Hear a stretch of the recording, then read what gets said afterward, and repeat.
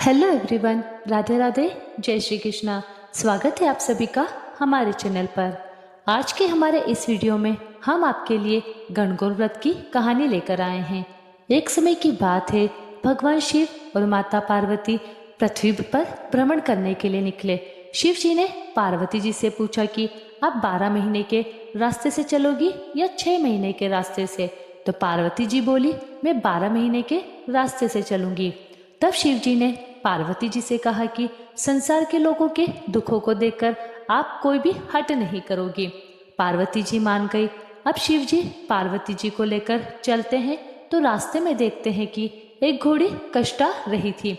उसके बच्चा होने वाला था और वह दर्द में थी। तो उसकी पीड़ा देखकर पार्वती जी ने पूछा, यह घोड़ी क्यों कष्ट आ रही है। तो शिव जी कहते हैं कि यह माँ बनने वाली है। तब पार्वती जी बोली कि माँ बनने में इतना कष्ट है तो आप मेरे तो गांठ लगा दो।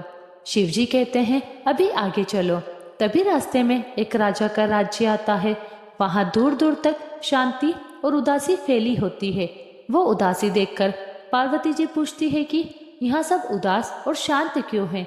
तब गांव के लोग कहते हैं, हमारे नगर की रानी माँ बनने वाली है और कष्ट में है, इसलिए हमारे गांव में उदासी छाई हुई है। तब पार्वती जी फिर शिव जी से कहती हैं कि माँ बनने में इतना कष्ट है तो आप मेरे गांठ लगा दो। वह शिव जी के पीछे पड़ जाती हैं, पर शिव जी ने उन्हें यह कहकर आगे बढ़ा जाते हैं कि यदि एक बार गांठ लग गई तो दोबारा नहीं खुल सकती। अब जब वह आगे बढ़ते हैं तो देखते हैं कि रास्ते में एक गाय कष्ट आ रही थी। उसकी पीड़ा देखकर पार्वती जी बोली, माँ बनने में इतना कष्ट है तो आप मुझे तो गांठ ही लगा दीजिए। पार्वती जी हट करने लगी तो शिव जी ने पार्वती जी को गांठ लगा दी।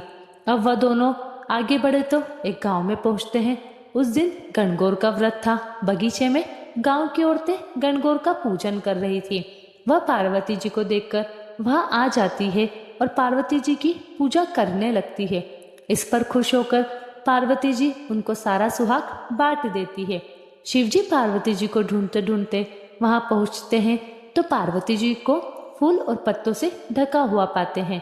शिव जी जब पार्वती जी को वहां से निकाल रहे होते हैं, इतने में कुछ ही देर में वहां ब्राह्मण बनियों की औरतें आती हैं जो पकवान बनाकर 16 श्रृंगार करने के बाद पूजा करने आती है, जिसके कारण उन्हें पूजा करने में दोपहर हो जाती है। वह भी पार्वती जी को देखकर उनकी पूजा करने लगती है। पार्वती जी उनसे भी खुश हो जाती है, परंतु जब सुहाग देने की बारी आती है तो शिव जी पार्वती जी से पूछते हैं, अब आप इन्हें सुहाग कैसे बांटेंगी, अब तो पहले ही सारा सुहाग बांट चुकी हैं।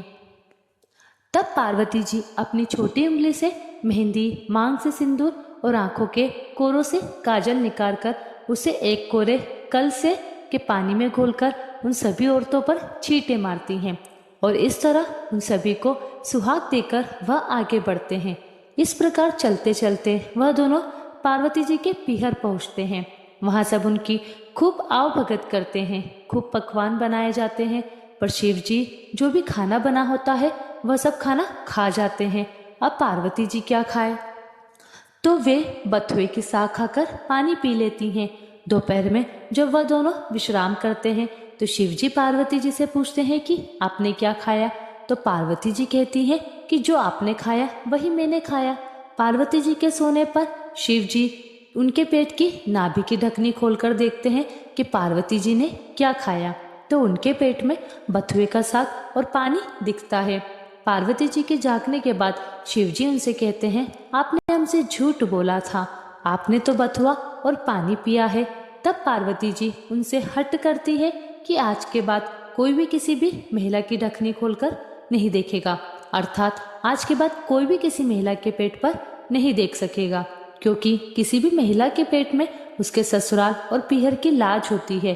अब वचन दे, तब शिव जी को वचन देना पड़ता है। उसके बाद से अब तक किसी की भी ढकनी नहीं खुलती है। अब वह दोनों वापस कैलाश पर्वत की ओर निकलते हैं तो रास्ते में गाय अपने बछड़े को चाटती हुई मिलती है और खूब खुश दिखाई देती है। यह देखकर पार्वती जी शिव जी से अपनी गांठ खोलने को कहती है।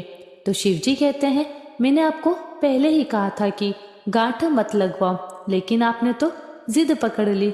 अब वह दोनों आगे बढ़ते हैं तो राजा के गांव में खूब ढोल नगाड़े बज रहे होते हैं, मिठाइयाँ बांटी जा रही होती है, लोग खूब नाच गाना गा रहे होते हैं और खुशियाँ मना रहे होते हैं। पार्वती जी लोगों से पूछती है यहाँ क्या हुआ, तो सब बताते हैं कि नगर की रानी के यहाँ बेटा होने की खुशी का जश्न मनाया जा रहा है। इसी तरह वो आगे चलते हैं तो उन्हें घोड़ी भी अपने बच्चे के साथ खूब खुश दिखाई देती है। यह देखकर पार्वती जी फिर शिव जी से गांठ खोलने की जिद करने लगती है, तो शिव जी कहते हैं मैंने आपसे पहले ही कहा था गांठ मत लगवाओ, यहाँ मृत्युलोक में हर चीज आपको लुभाएगी, परंतु आप नहीं मानी, आपने जिद पकड़ ली।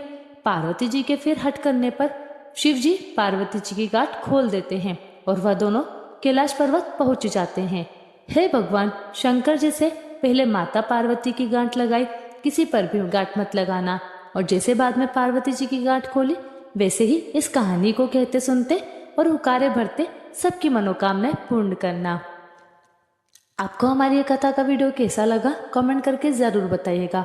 आप सभी को गणगौर तीज की हार्दिक से हार्दिक शुभकामनाएं। आपका दिन मंगलमय हो। मिलते हैं आप सभी से अगली वीडियो में, तब तक के लिए आप सभी को राधे राधे, जय श्री कृष्णा।